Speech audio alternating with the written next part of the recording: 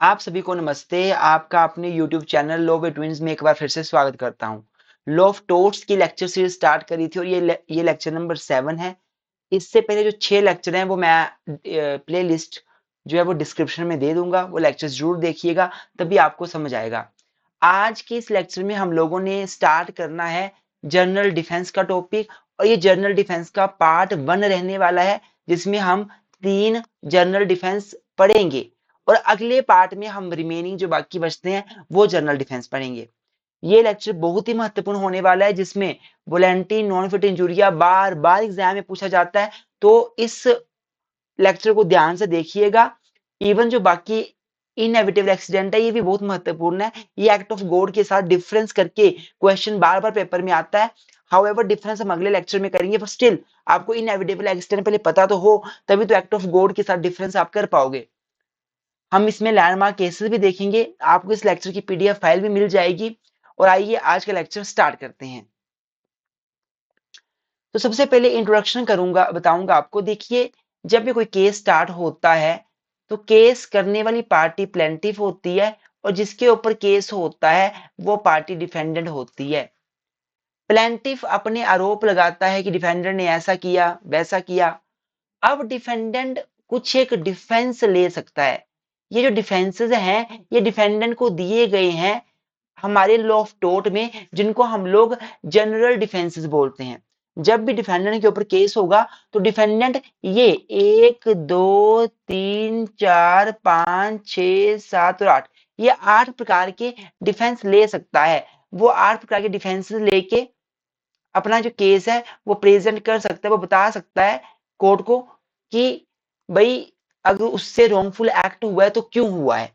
जैसे volenti non fit injuria, plaintiff himself wrong doer, inevitable accident, act of God, private defence, mistake, necessity, statutory authority, all these are general defenses. That general defenses a defendant can take in the case if plaintiff brings a case against the defendant.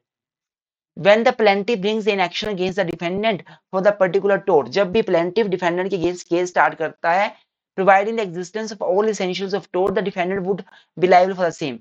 अगर plaintiff ने defendant के ऊपर case किया, essentials पूरे कर दिए, prove उसने tort को लेकर जो defendant ने किया हुआ है, तो डेफिनेटली यहाँ पे डिफेंडेंट लाइबल हो जाएगा।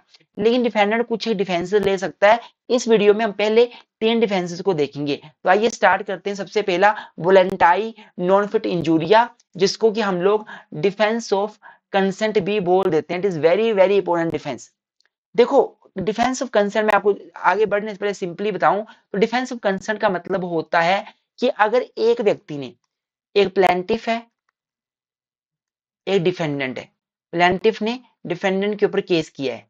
अगर प्लेंटिफ बोल रहा है मेरे साथ टोट हुआ है, मेरे साथ डिफेंडेंट ने टोट किया है, पर प्लेंटिफ की उस एक्ट के लिए सहमति थी, प्लेंटिफ की उस एक्ट के लिए कंसेंट थी, तो डिफेंडेंट बच जाएगा। डिफेंडेंट को टोट के लिए लायबल नहीं किया जाएगा।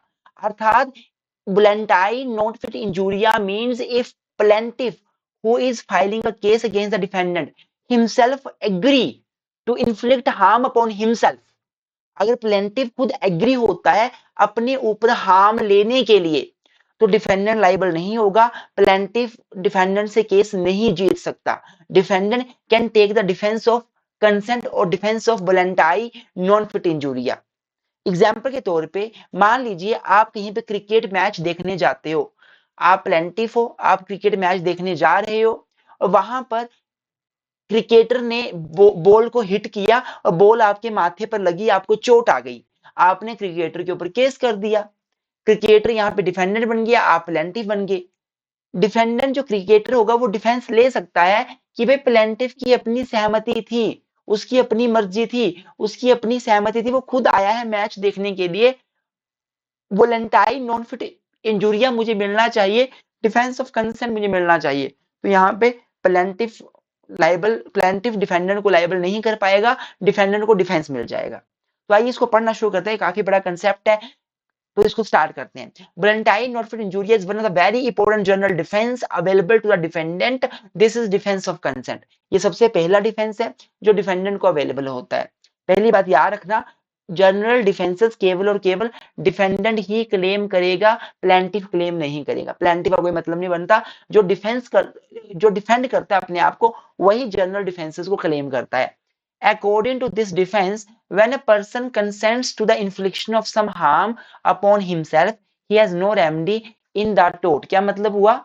अगर एक person, when a person consents, सहमति देता है, to infliction of some harm, किसी हार्म को इन्फ्लिक्ट करने के लिए अपने ऊपर, अपॉन हिमसेल्फ, अगर कोई व्यक्ति किसी हार्म के लिए खुद एग्री होता है, किसी नुकसान के लिए खुद एग्री होता है, he has no remedy in for that in टोट, तो टोट लॉ में उसे कोई रेमेडी नहीं मिलेगी। अगर पर्सन खुद एग्री हुआ है नुकसान झेलने के लिए, तो कल को उसे कोई रेमेडी नहीं मिलने वाली है लॉ ऑफ टोट में। Therefore, if plaintiff voluntarily agrees to suffer harm, he cannot complain for that later on, and his consent will be good defense against him. और plaintiff ने खुद अपने आप एग्री हो गया, खुद वो, मान लो दो व्यक्ति आपस में रेसलिंग करते हैं, खुद अपनी सहमति से वो बॉक्सिंग कर रहे हैं, एक को चोट आ जाती है, जिसको चोट आएगी वो खुद एग्री हुआ है बॉक्सिंग करने के लिए, कल को वो किसी के ऊपर केस नहीं कर सकता कि मुझे मेरे दूसरे वाले बॉक्सर ने चोट पहुंचा दी। अगर आप खुद क्रिकेट मैच देखने जाते हो कहीं पे, तो क्रिकेट मैच देखने खुद जा रहे हो, वहां पे आपको चोट आ रही है, तो आप क्रिकेटर के ऊपर केस नहीं कर सकते। या आप कहीं पे मान लो घुड़सवारी देखने जा रहे हो, घोड़ा अगर उछलांग लगाकर आपके ऊपर पड़ जाता है, आप स्पेक्टेटर हो, आप बाहर बैठ के घुड़सवारी देख रहे हो, पर घोड़ा एकदम से आपके ऊपर पागल होकर आ जाता है, तो आप कुछ नहीं कर पाओगे, आप केस नहीं कर पाओगे। केस कर भी दो तो आपको फायदा नहीं होगा, आप केस नहीं जीतोगे। Defendant will take the defence of consent. Example के रूप में, if A invites somebody to his house, now A cannot sue that person for trespass। अगर आपने अपने घर में किसी को खुद इनवाइट किया है कि मेरे घर में आइए, खाना खाने के लिए आइए, शादी है मेरे घर में, तो बाद में आप उन लोगों के ऊपर जो आपके घर में आए हैं इनवाइट करने के बाद, उनके ऊपर आप ट्रेसपास का केस नहीं कर सकते, because you agreed yourself that they must come in your home.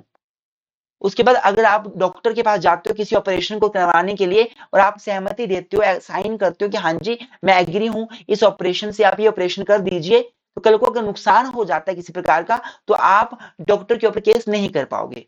अब कंसेंट जो होती है स्टूडेंट्स, वो एक्सप्रेस भी हो सकती है, इंप्लाइड भी हो सकती है। एक्सप्रेस कंसेंट का मतलब होता है कि किसी व्यक्ति ने बोलकर, राइटिंग में, अपने वर्ड्स के माध्यम से कंसेंट दिया है। जैसे आप किसी को बोलते हो मेरे घर आइए, फोन करके बुलाया आपने, इनविटेशन दिया मेरे घर आइए, मतलब आप एक्सप्रेसली सहमति दे रहे हो कि कोई आपके घर में आए। और जब आपके घर में कोई आएगा, you can not sue for trespass, आप उसके ऊपर ट्रेसपास के लिए केस नहीं कर सकते। अगर करोगे तो वो व्यक्ति defence of consent voluntary non for injuria मांगेगा। इंप्लाइड कंसेंट आपकी एक्सप्रेस भी हो सकती है, कंसेंट आपकी इंप्लाइड भी हो सकती है। इंप्लाइड कंसेंट कैसे, कितने एग्जांपल्स हैं। आप क्रिकेट मैच देखने गए, वहां पे इंप्लाइड कंसेंट है कि आपको चोट आएगी, तो इसमें क्रिकेट स्टेडियम वाले लोग लाइबल नहीं होंगे, आपको हिमसेल्फ, आप खुद ही लाइबल, आप किसी को भी केस नहीं कर सकते, करोगे तो उनको डिफेंस मिल जाएगा। या मान लीजिए आप रास्ते में जा रहे हो, रास्ते में जाते जाते आपने किसी से लिफ्ट ली कि मुझे भी आगे तक ड्रॉप कर दो, आपने खुद लिफ्ट ली, आप जैसे गाड़ी में बैठे, इंप्लाइडली आपकी सहमति है कि अगर कल को एक्सीडेंट हो जाता है कोई रास्ते में, तो जिस व्यक्ति ने गाड़ी ड्राइव जो कर रहा है वो लायबल नहीं होगा, गाड़ी का मालिक लायबल नहीं होगा। ऐसा कुछ केस में हुआ था पद्मावती वर्सेस दुग्गा नायिका के। इसमें क्या हुआ, इस केस में एक लेडी ने दूसरी लेडी से लिफ्ट ले ली, गाड़ी में बैठ गए, आगे जाके गाड़ी का एक्सीडेंट हो गया। जिस लेडी ने लिफ्ट ली थी, उस लेडी ने लिफ्ट देने वाले को के ऊपर केस कर दिया कि इसने गलत तरीके से गाड़ी चलाई और मेरा एक्सीडेंट हो गया, मुझे चोट आ गई। कोर्ट ने बोला कि ऐसा नहीं है, इसने ठीक तरीके से गाड़ी चलाई है और आप खुद अपनी सहमति से गाड़ी में बैठे हो, तो इसमें ये पार्टी लायबल नहीं है। This is your implied concern that is shown in the case of Padmavati versus Dugga नायिका। एक और केस है हाल versus Brookland auto racing club 1932। इस केस में भी ऐसा ही हुआ। एक व्यक्ति, जो ऑटो रेसिंग क्लब होता है जहां पे गाड़ियों की रेस होती है आपस में, वहां पे एक व्यक्ति गया उस रेस को देखने के लिए। वो स्पेक्टेटर था, बाहर खड़ा था।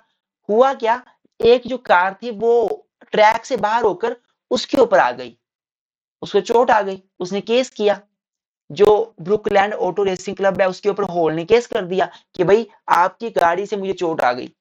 जब कोर्ट में केस गया तो ब्रुकलैंड ऑटो रेसिंग क्लब ने डिफेंस ऑफ कंसर्न मांगा, वॉलंटरी नॉन फिट इंजुरिया मांगा, और कोर्ट ने इनको डिफेंस ऑफ कंसर्न दिया। कोर्ट ने बोला बिल्कुल सही बात है, इनकी कोई गलती नहीं है, ये तो एक नेचुरली एक्सीडेंट हो गया, पूरी केयर करी थी और काफी टाइम से ये ऑटो रेसिंग क्लब चल रहा है, तो किसी की गलती इसमें नहीं है, ये तो हो गया, अब इसमें क्या कर सकते हैं।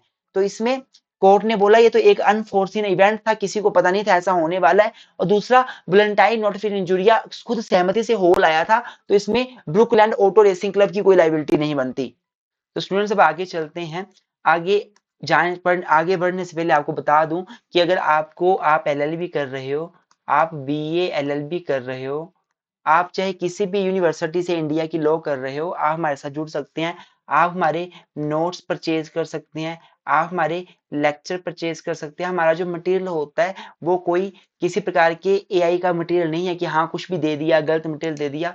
हमारा मटेरियल ऑथेंटिक होता है और हमारा मटेरियल जो है वो 5-6 सोर्सेज से मिलकर बना होता है, बुक्स से, गूगल से, और मतलब मेन तो हम बुक्स के ऊपर फोकस करते हैं। तो आप हमसे बुक्स भी ले हमसे आप हमारे नोट्स भी ले सकते हो। डेली हमारी क्लासेस चलती हैं। हम हमसे जुड़ने के लिए आप हमारे व्हाट्सएप नंबर पे मैसेज कर सकते हो। और अगर आप किसी यूनिवर्सिटी से बिलोंग करते हैं, आप बताइए, हम आपको आपकी रिस्पेक्टिव यूनिवर्सिटी का जो व्हाट्सएप ग्रुप है बना हुआ है हमारा, उसमें भी आपको ऐड कर देंगे। तो आगे चलते हैं। ये हमारी एप्लीकेशंस है, इसका लिंक भी डिस्क्रिप्शन में दे देंगे हम लोग। अगर आपने हमारी सर्विसेज लेनी है ऑनलाइन, तो हमारी ऐप को डाउनलोड करके भी हमारी सर्विसेज ले सकते हो। अब आगे चलते हैं। Concern must be free. देखो, वॉलंटाइन नॉट फॉर इंजुरिया का डिफेंस अगर आपने लेना है, डिफेंडेंट डिफेंस लेना चाहता है, तो ये बहुत जरूरी है कि कंसेंट जो होगी प्लेंटिफ की वो फ्री होनी चाहिए। कंसेंट किसी प्रकार के फ्रॉड, फोर्स, कंपल्शन से नहीं ली जानी चाहिए। और मान लीजिए कोई व्यक्ति किसी के साथ फ्रॉड करता है, उसकी सहमति ले लेता है और बाद में कुछ गलत हो जाए तो बोलता है जी अब मेरी क्या गलती है इसमें, इसने सहमति दी है। भाई सहमति उसने फ्रॉड में दी है, सहमति उसने फोर्स से दी है, सहमति उसने कंपल्शन में दी है, तो वो सहमति नहीं मानी जाएगी। Consent should not be obtained by fraud, consent should not be obtained by the compulsion.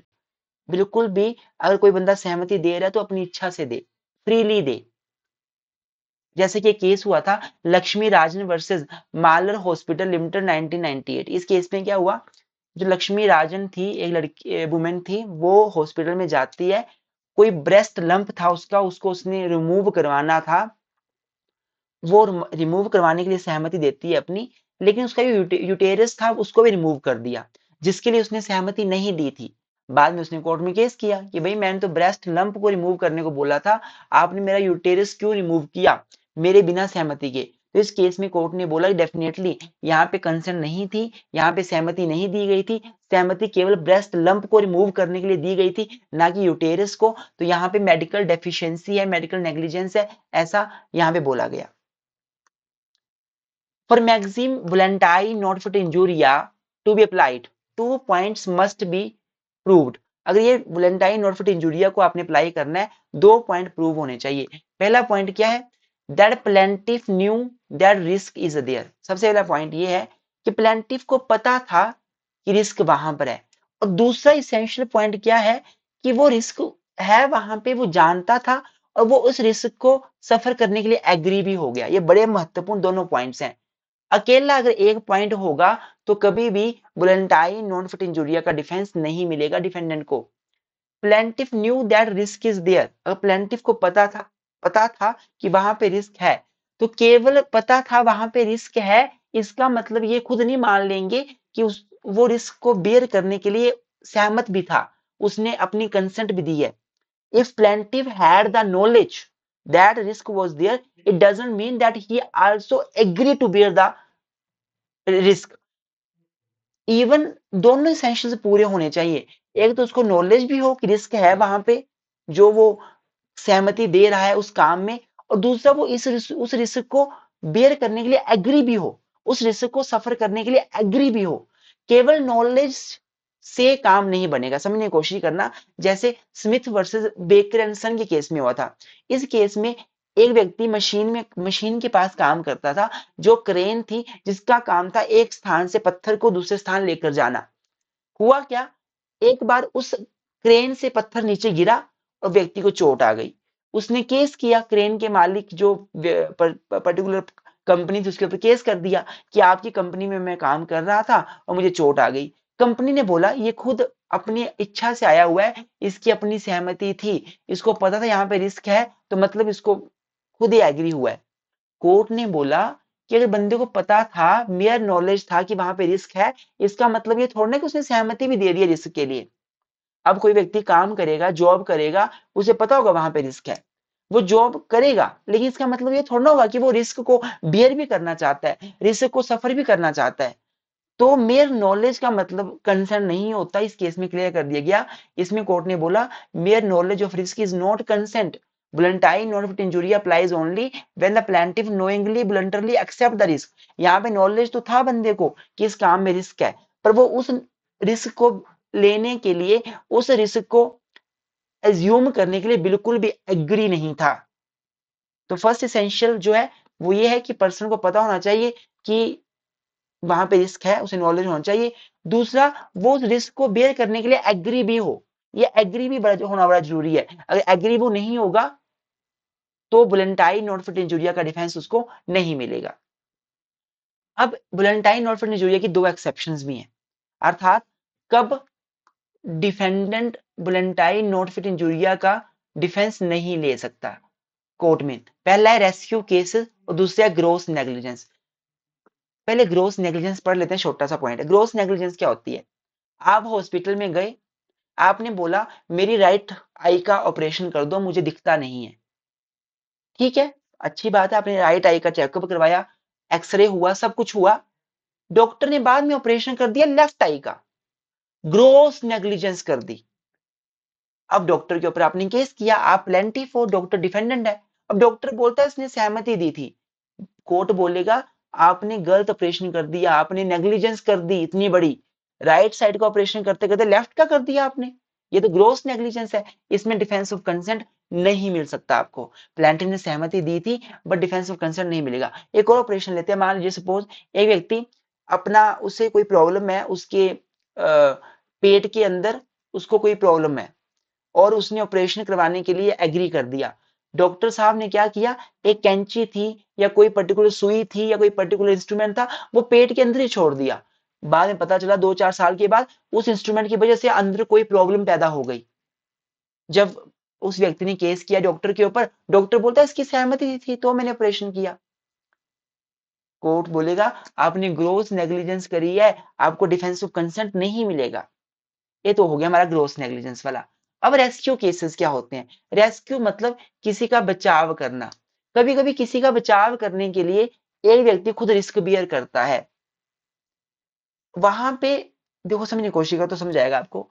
मान लीजिए रास्ता एक, यहाँ पे किसी ने अपना जो घोड़ा है, अपना एक हॉर्स है, यहाँ पे छोड़ दिया है रास्ते में।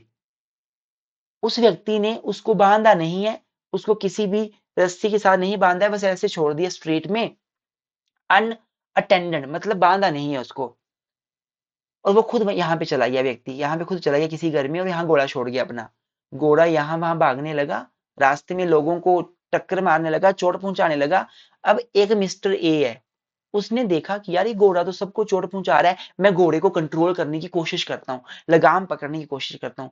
ये घोड़े के पास गया, इसने घोड़े की लगाम पकड़ने की कोशिश करी, इतना इतना करने पर इसको भी काफी चोट आ गई। जब इसको चोट आ गई, ऑब्वियस सी बात है, इसने केस किया घोड़े के मालिक के ऊपर कि तूने घोड़ा वहां पे ऐसे छोड़ दिया और तेरे घोड़े को पकड़ते पकड़ते पकड़ते मुझे चोट आ गई। ये मालिक बोलता है इसमें मेरी क्या गलती है, इसने खुद अपनी सहमति से घोड़े को पकड़ा है, खुद आगे रिस्क में गया है, इसकी सहमति थी, खुद इसने अपनी मर्जी से घोड़े को पकड़ने की कोशिश करी, चोट इसको आई है, उसमें मेरी गलती नहीं है। मालिक ऐसा बोल रहा है, डिफेंडर बोल रहा है मेरी गलती नहीं है, मुझे डिफेंस ऑफ कंसर्न मिलना चाहिए। यहाँ पे डिफेंस ऑफ कंसर्न नहीं मिलेगा क्योंकि ये रेस्क्यू केसेस है। जब एक ही व्यक्ति और सोसाइटी को बचाने के लिए कोई रिस्क लेता है तो यहाँ पे डिफेंस ऑफ कंसर्न नहीं मिलता है। हाइंस वर्सेस हार्वर्ड के केस में कोर्ट ने यही बात एक्सप्लेन करी थी। आई होप आपको समझ आ गया होगा। नोट्स आपको सामने दिख रहे हैं स्क्रीन के, खुद भी लिखना चाहते हैं आप लिख सकते हैं आराम आराम से। अगर आपको हमारे नोट्स ही बाय करने हैं, हमारे व्हाट्सएप नंबर 9816492276 या 9816634276 आपको है रिटन नोट्स में मिल जाएंगे, आपको टाइप नोट्स में मिल जाएंगे। ऐसा नहीं है कि हम लोगों ने टाइप नहीं करे हैं, हमने पहले हैंड रिटन खुद बनाए हैं, फिर उनको टाइप भी करवा दिया है। आप दोनों नोट्स हमसे ले सकते हो। आगे चलते हैं।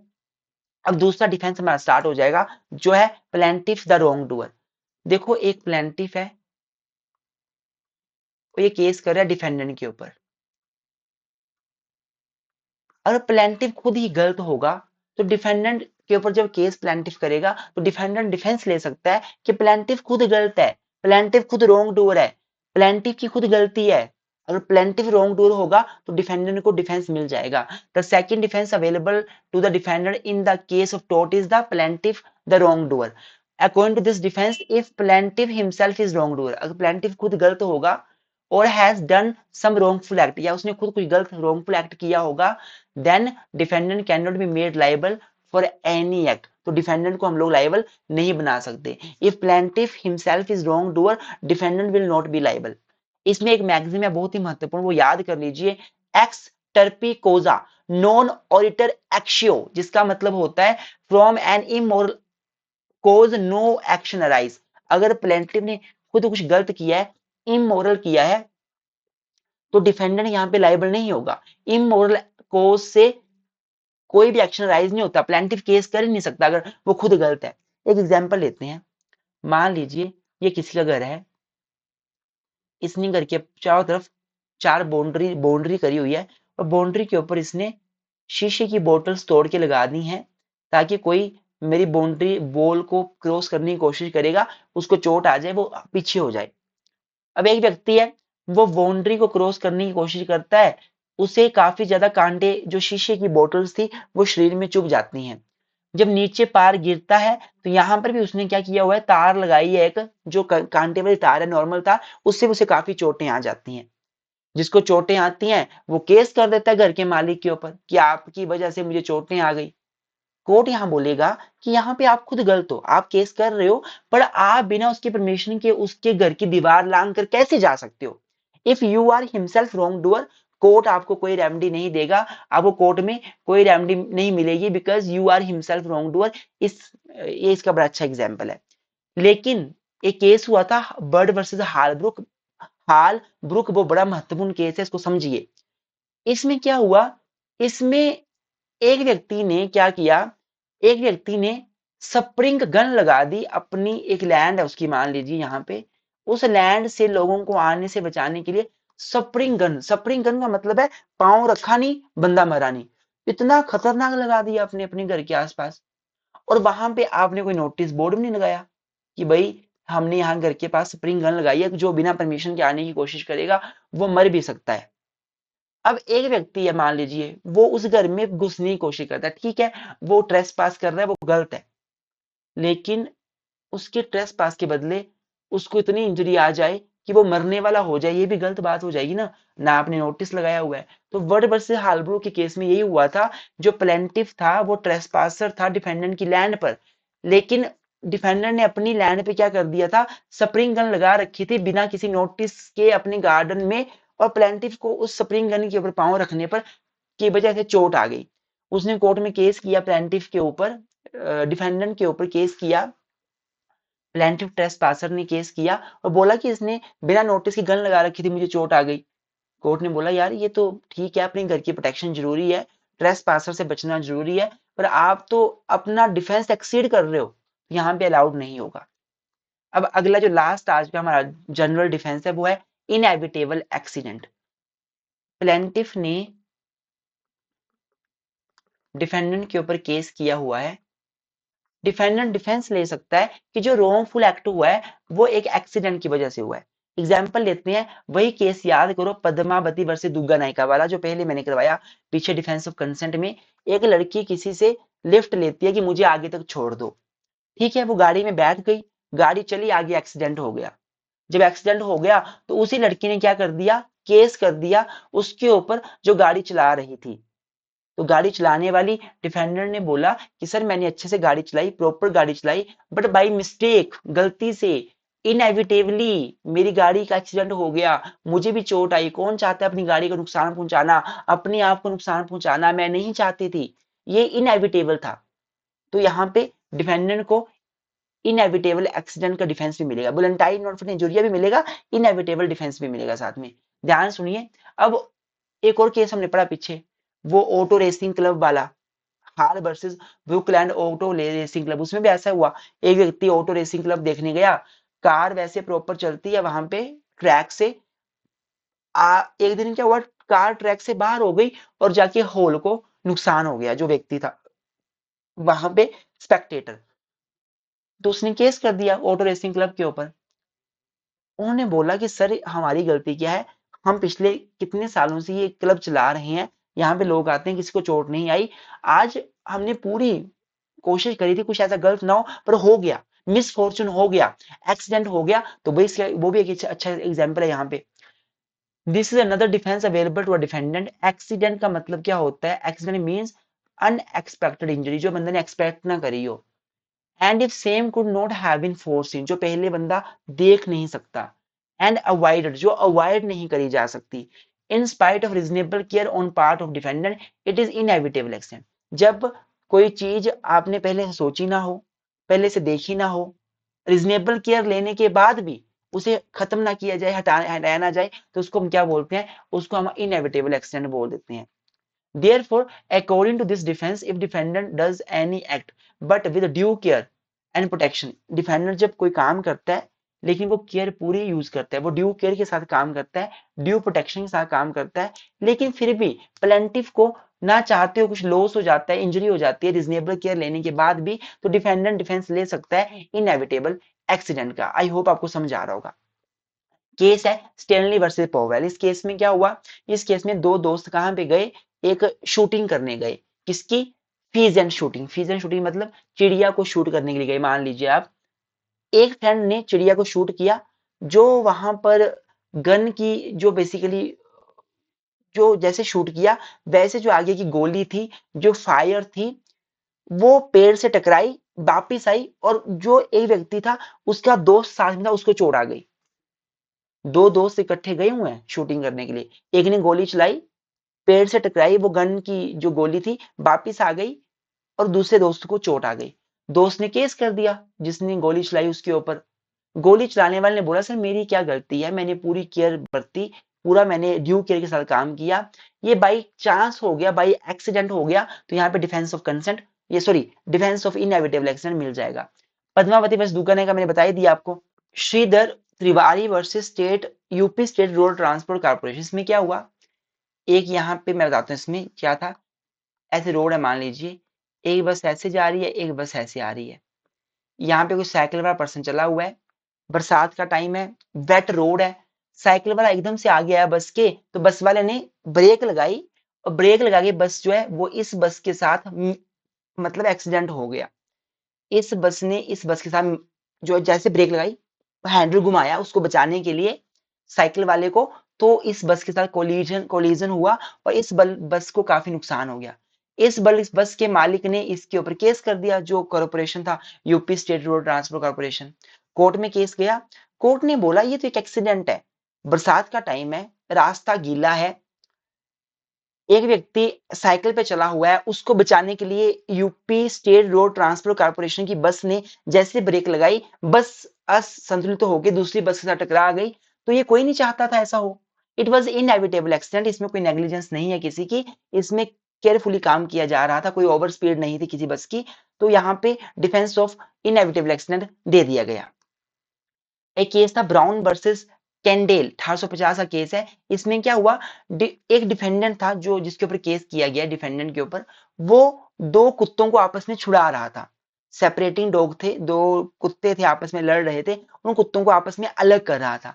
लेकिन वहीं पे जब वो अलग कर रहा था कुत्तों को, तो एक्सीडेंटली उसने प्लेंटिफ की आंख के ऊपर हिट कर दिया, मतलब अलग करते करते ऐसे हाथ लगा होगा और प्लेंटिफ की आंख पे चोट आ गई। स्टिक के साथ वो अलग कर रहा था, जैसे स्टिक या कोई कुत्ते को अलग कर रहा है, और गलती से चोट आ गई किसी प्लेंटिफ को। प्लेंटिफ ने केस कर दिया, तुमने मेरी आंख में चोट लगा दी।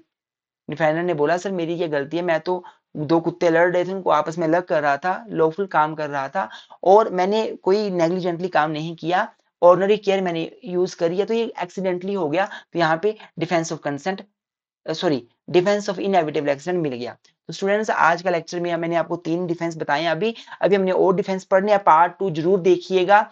और अगर आपको हमारी वीडियो अच्छी लगती हो, वीडियो को लाइक किए बिना बिल्कुल भी मत जाइएगा, आपका एक-एक लाइक हमारे लिए बहुत जरूरी है। आप चैनल में नए होंगे तो सब्सक्राइब जरूर कर लीजिएगा, आपकी लॉ की जर्नी लॉ बिटवीन के साथ बहुत आसान होने वाली है।